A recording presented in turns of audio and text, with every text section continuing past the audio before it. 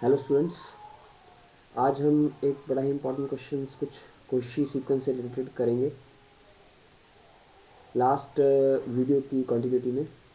So first question is prove that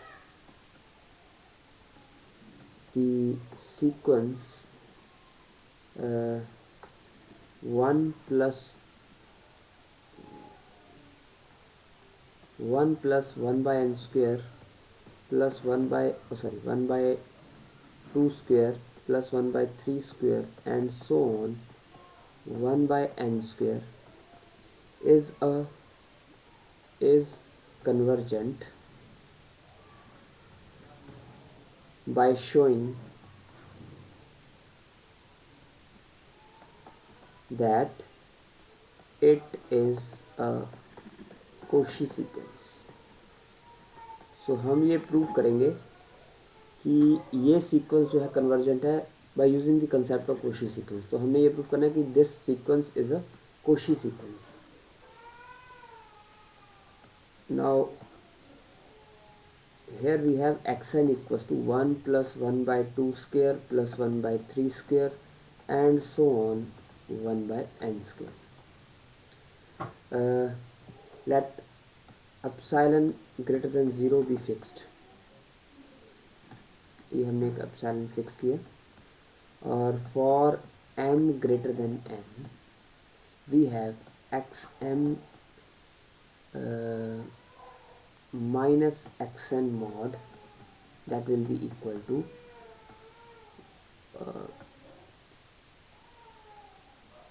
1 for now. Since m is greater than n, so the number of terms in xm will be greater than number of terms in xn.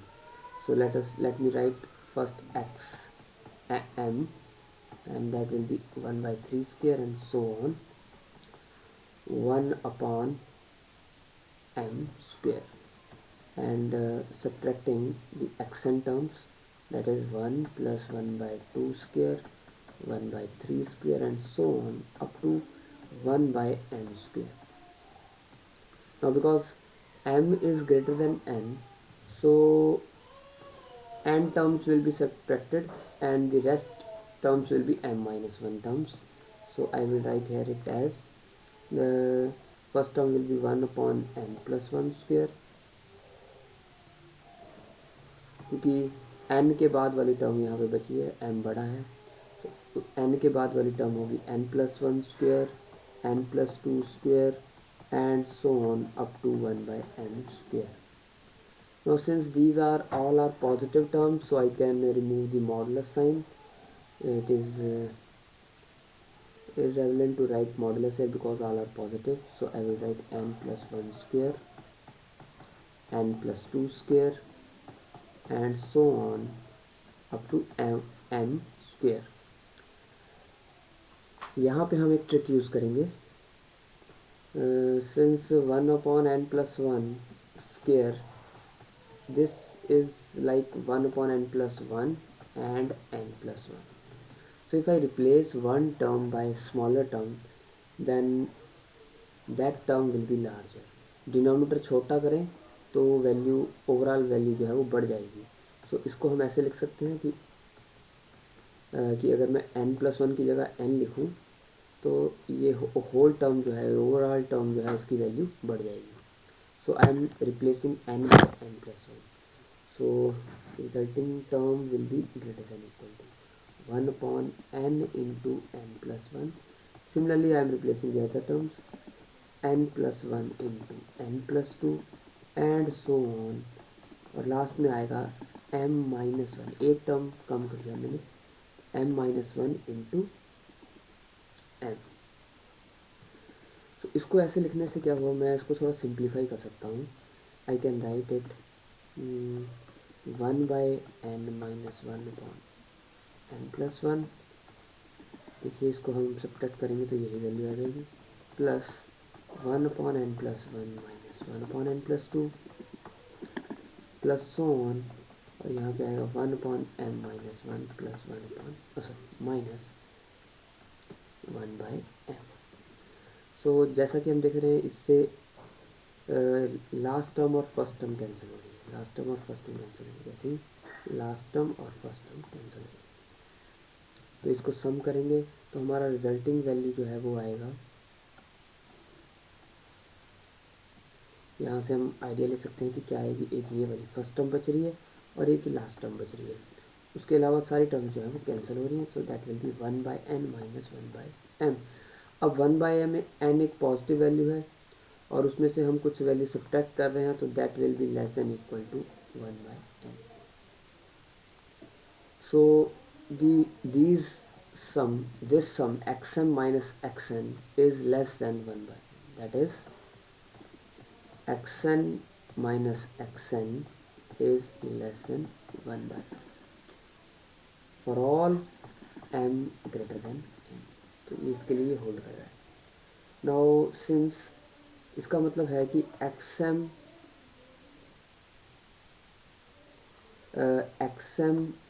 minus xn is less than epsilon if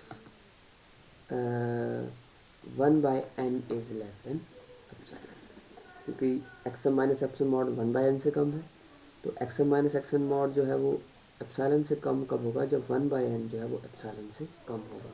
that is, अगर मैं इसको reciprocate करूँ, that is if n is greater than 1/epsilon।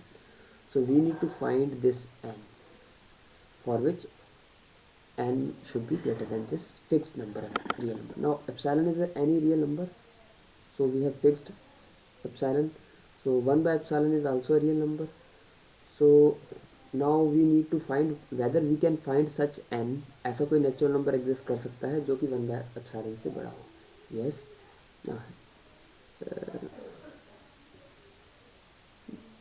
by Archimedean property, yes, Archimedean property, we can find n belongs to natural number such that n is greater than 1/epsilon। किसी भी real number के with respect हम एक ऐसा natural number ढूंढ सकते हैं जो कि उससे बड़ा हो, तो हमने आर्किमिडियन प्रॉपर्टी यूज़ की।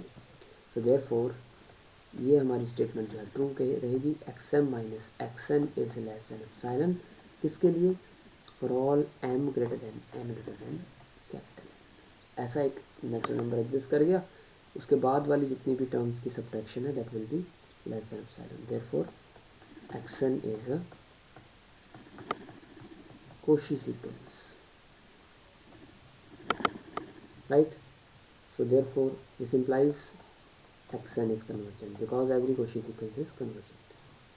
xn is convergent sequence। तो बड़ा ही इंटरेस्टिंग प्रूफ है ये। तो एक बार हम इसको फिर से देखते हैं हमने क्या किया। थोड़ा सा हमने ट्रिक यूज़ किया, थोड़ा मैथमेटिकल स्टेप्स यूज़ किए। सिंपली हमने क्या किया, हमने एक्सन लिया, ये जो रीजनिंग है ये मैं यूज़ कर रहा हूँ, इसको मैं अलग से कर देता हूँ ताकि आपको इसमें कंफ्यूजन ना हो ये क्या है। सो एक्सएम माइनस एक्सएन को हमने लिख दिया सब्ट्रैक्ट करके। सब्ट्रैक्ट करने के बाद क्योंकि एम बड़ा है एन से, तो ये वाली टर्म्स ज़्यादा होंगी इनसे, कितनी ज़्यादा होंगी, इतनी ज़्यादा होंगी, तो वो सब्ट्रैक्ट करके बच गई। सो ये क्योंकि स्क्वायर है सारी टर्म्स का, तो इसलिए हम मॉडुलस जो है उसको हम रिमूव कर सकते हैं। उसके बाद हमने एक स्टेप यूज़ किया जो कि मैंने ऊपर एक्सप्लेन किया है। 1/n+1 होल स्क्वायर को हम लिख सकते हैं 1/n+1 into n+1, and if I replace 1n+1 then denominator will be small and the value will be large। So ये 1/n+1 का होल स्क्वायर जो है that will be less than equal to 1/n into n+1। इसी तरह बाकी term से भी हमने चेंज किया, डिनोमिनेटर का कम कर दिया, वैल्यू जो है वो ग्रेटर देन इक्वल टू, सभी में हमने डिनोमिनेटर को कम कर दिया। सो इसको हम इस फॉर्म में लिख सकते हैं, इस टर्म को अगर आप इसका एलसीएम लोगे तो यही वैल्यू आ जाएगी सेम, राइट। तो इसको हमने ट्रिक यूज़ किया, फिर से 1/n माइनस 1/n+1, और इसको लिख दिया 1/n+1 minus 1/n+2 and so on, और लास्ट में है 1/n-1 माइनस 1/n। और जब हम इनको ऐड किया तो ये टर्म्स जो है कैंसिल हो गई और सिर्फ दो ही टर्म्स यहाँ पे बचेगी, वो आएगी एक 1/n, दूसरी आएगी -1/n। और क्योंकि ये अब हमें पता है m is greater than n, so 1/m is less then 1/n। तो ये कुछ टर्म में से कुछ कम वैल्यू टर्म सब्ट्रैक्ट हो रही है, कुछ पॉजिटिव वैल्यू सब्ट्रैक्ट हो रही है, तो ऑब्वियसली वो 1/n से छोटी होगी। तो this whole term is less than equal to 1/n। इसका कुछ ज़्यादा यूज़ नहीं है, ये हम इसको ऐसे ना भी हम ये वाली रीजनिंग दे तब भी चलेगा, इसलिए मैंने पहले डिस्कस नहीं किया। ये इसका लिखने का मकसद यही था कि ये पॉजिटिव टर्म आ रही है, right. So 1/n minus 1/n is obviously less than 1/n, so the whole modulus term is less than 1/n for all n greater than n। अब ये वैल्यू एप्सिलॉन से कम कब होगी, जब 1/n एप्सिलॉन से कम होगा, और 1/n एप्सिलॉन से कम कब होगा, जब n ग्रेटर देन 1/एप्सिलॉन हो। अब हमने ऐसा n ढूंढना है जो ग्रेटर देन 1/एप्सिलॉन हो, वो हमारी स्टेज आ जाएगी। अब क्या ऐसा n एग्जिस्ट करेगा? बिल्कुल कर सकता है, क्योंकि 1/एप्सिलॉन एक रियल नंबर है। सो आर्किमिडीयन प्रॉपर्टी का यूज़ करेंगे, जो कि बोलती है कि किसी भी रियल नंबर के लिए एक नेचुरल नंबर एग्जिस्ट करता है जो उससे बड़ा होता है। So we can find a natural number. We can find such stage. So it is possible. So why it is possible? By using the Archimedean property. So ये important step है, such that n is greater than 1/epsilon. So हम लिख सकते हैं फिर यहाँ पे कि xm minus xn is less than epsilon for all n greater than capital N. So ये कोशी सीक्वेंस आ गया. So hence xn is a Cauchy sequence. क्योंकि ये कोशी सीक्वेंस है इसलिए ये कन्वर्जेंट होगी. सो ये बड़ा ही इंपॉर्टेंट क्वेश्चन था और आई होप आपको ये क्लियर हो गया होगा. अभी हम नेक्स्ट क्वेश्चन पे चलते हैं. नेक्स्ट क्वेश्चन भी बड़ा ही इंपॉर्टेंट पार्ट है, जिसमें हम अभी तो हमने इस क्वेश्चन में प्रूव किया कि हमने सीक्वेंस को कन्वर्जेंट प्रूव करना है, इसलिए हमने कोशी सीक्वेंस का यूज़ किया. अब हम सीक्वेंस को प्रूव करेंगे कि वो कन्वर्जेंट नहीं है. तो वो कैसे प्रूव करेंगे कि हाँ, अगर हम ये प्रूव कर दें कि वो कोशी सीक्वेंस नहीं. तो ये सेकंड पार्ट है, एक सेकंड टाइप है. इसको भी हम देखते हैं कि कैसे हमने क्वेश्चन को कैसे प्रूव करना है. हमने show that the sequence xn equals to 1/2 plus 1/4 plus 1/6 and so on 1/2n does not converge by showing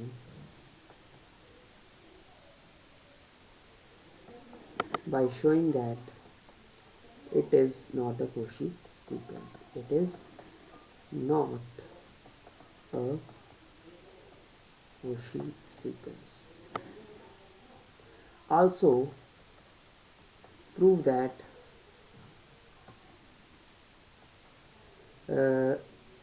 xn diverges to infinity. Right? So we will prove the two parts.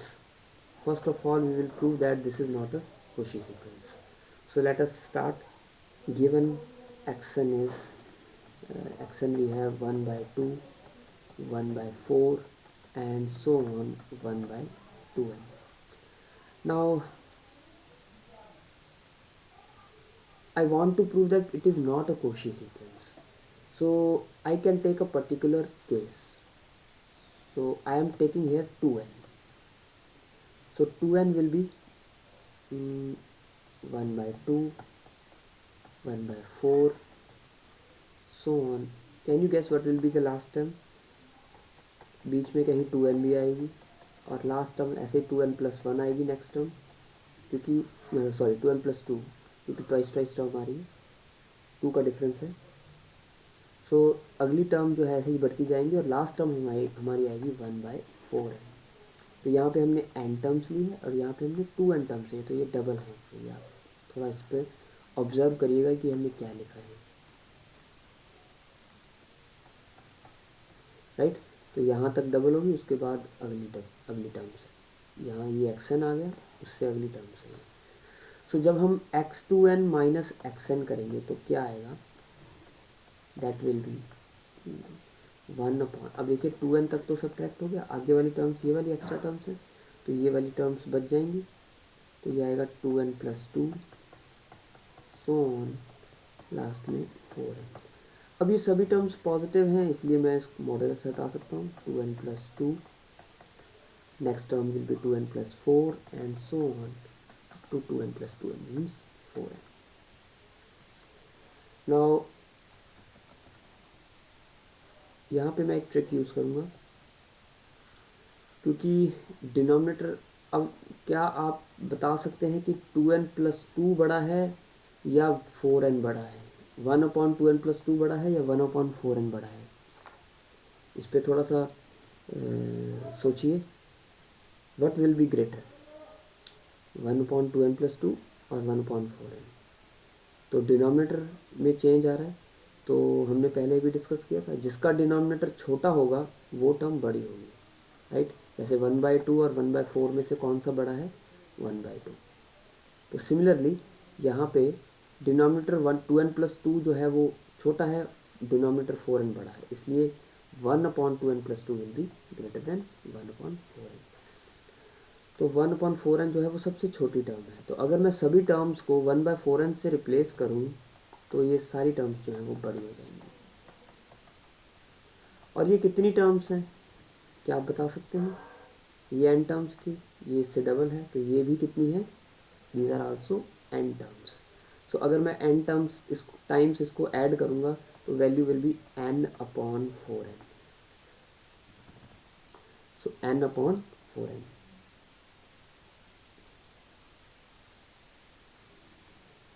n/4n, and that will be 1/4.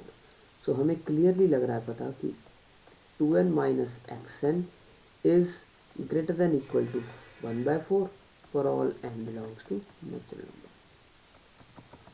यहाँ से हम क्या निकाल सकते हैं, if we choose, if we fix epsilon equals to 1/4, अगर मैं epsilon को 1/4 फिक्स कर दूंगा, उस केस में हमारी कंडीशन जो है सेटिस्फाई नहीं होगी, then x2n minus xn will not be less than epsilon, for all n belongs to natural number. तो हमारी ऐसी कोई स्टेज नहीं आएगी जिसके बाद वाली टर्म जो है वो जो है क्लोज हो जाए, राइट। सो देयरफॉर अगर हम एप्सिलॉन को 1/4 फिक्स कर देंगे या 1/4 से कम लेंगे, in that case x2n minus xn will never be less than epsilon, therefore it is not a Cauchy sequence, therefore xn is not a Cauchy sequence। तो हम यहाँ पे कॉन्ट्राडिक्ट कर रहे हैं, ये हमने एक पर्टिकुलर केस लिया, इस पर्टिकुलर केस में हमारे पास कंडीशन होल्ड नहीं कर रही है Cauchy सीक्वेंस की, देयरफॉर Cauchy सीक्वेंस ये नहीं है। ये हमेशा ध्यान रखिए, ये एक इम्पॉर्टेंट पार्ट है। हमने जो प्रीवियस क्वेश्चन में यहाँ पे पर्टिकुलर केस नहीं लिया, यहाँ पे हमने n की टर्म्स नहीं ली दोनों, हमने ऐसा नहीं लिखा कि x2n minus xn या x3n minus xn। अगर हम ऐसा लेते हैं उसके लिए हम फॉल्स तो प्रूफ कर सकते हैं स्टेटमेंट को, लेकिन इन जनरल हम ट्रू प्रूफ नहीं कर सकते। We cannot proof that, we cannot take a particular case in order to prove that it is a Cauchy sequence. वो तो एक पर्टिकुलर केस हो सकता है जिसके लिए स्टेटमेंट ट्रू हो, राइट। तो इस बात को समझना बड़ा इंपॉर्टेंट है कि हमने क्या किया यहाँ पे। पिछले केस में हमने इन जनरल कोई भी दो टर्म्स ली थी, राइट, लेकिन इस बार हमने पर्टिकुलर, क्योंकि हमने ये प्रूव करना था कि ये Cauchy सीक्वेंस नहीं है, इसलिए हमने यहाँ पे पर्टिकुलर केस लिया कि अगर हम डबल टर्म्स ले लें उस केस में क्या होगा, राइट। तो ये ध्यान रहे, कभी भी ऐसा केस हमने तब नहीं लेना अगर हमने ये प्रूव करना हो कि ये सीक्वेंस Cauchy सीक्वेंस है। बड़ा ही इंपॉर्टेंट पॉइंट है, अगर आपको समझ आ रहा है तो अच्छी बात है, अदरवाइज इस पे ऊपर you should think on it, right. तो इसके ऊपर सोचिए ज़रा और विचार करिए कि क्या कहना चाह रहे हैं हम यहाँ पे, ठीक है। हम ये वे जो है, ये जो मेथड है वो प्रूव करने के लिए यूज़ क्यों नहीं कर सकते कि ये स्टेटमेंट ये Cauchy सीक्वेंस है, बल्कि हम ये प्रूव करने के लिए यूज़ कर रहे हैं कि ये Cauchy सीक्वेंस नहीं है। तो it is a particular case, so xn is not a Cauchy sequence, hence this implies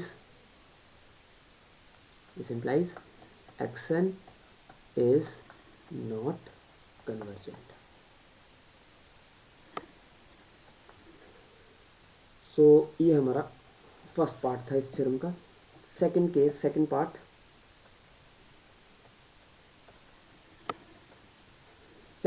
हमने प्रूव करना था कि डाइवर्ज कर रहा है इन्फिनिटी को। तो उसके लिए हम क्या करते हैं,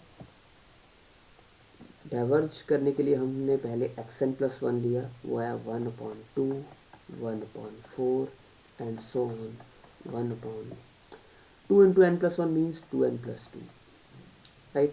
And xn will be 1/2, 1/4 and so on 1/2n। तो दोनों को हम सब्ट्रैक्ट करेंगे, xn plus 1 minus xn, that will be, अब देख सकते हैं ये वाली एकदम ज़्यादा है, तो 1/2, 1/4 प्लस सो ऑन 1/2n और 1/2n प्लस 2। तो ये हमारी xn प्लस 1 है और ये हमारा xn है 1/2, 1/4 एंड सो ऑन 1/2n। तो ये 2n तक है और ये 2n प्लस 2 तक है, तो 2n तक वैल्यूज कैंसिल हो जाएंगी और बच जाएगा यहाँ पे 1/2n plus 2 which is clearly greater than 0 for all n belongs to natural number. ये स्ट्रिक्टली ग्रेटर देन 0 आ रहा है। इसका मतलब क्या हुआ, xn minus 1, xn plus 1 minus xn is greater than 0। क्या मतलब हुआ, सोचने वाली बात है, ये हम यूज़ करते आ रहे हैं। ज़रा सोचिए, यहाँ पे आप पॉज करके सोच सकते हैं। तो ये है, यहाँ मतलब बनता है इसका xn is an increasing sequence, xn is an increasing sequence. So since monotonically increasing sequence, we can write monotonically increasing sequence। अब कोई भी मोनोटोनिक सीक्वेंस होता है वो या तो डाइवर्ज करता है या कन्वर्ज करता है, राइट? अब ये कन्वर्ज कर नहीं रहा क्योंकि हमने ऑलरेडी प्रूव कर दिया it is not convergent, so that means it will diverge to what, infinity or minus infinity, because it is a increasing sequence therefore it will converge to infinity। अगर यहाँ पे ये decreasing sequence होता इसलिए ये diverge करना था minus infinity को। since we have proved that xn is not convergent and monotonically increasing,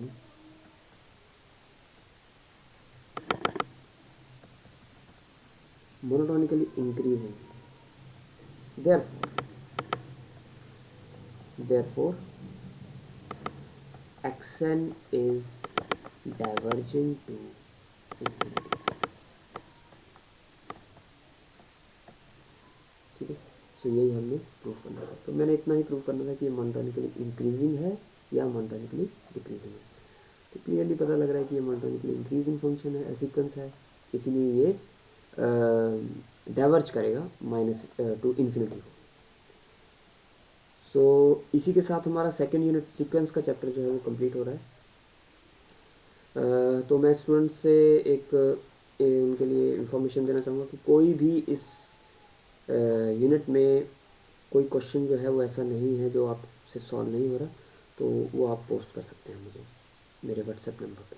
thank you.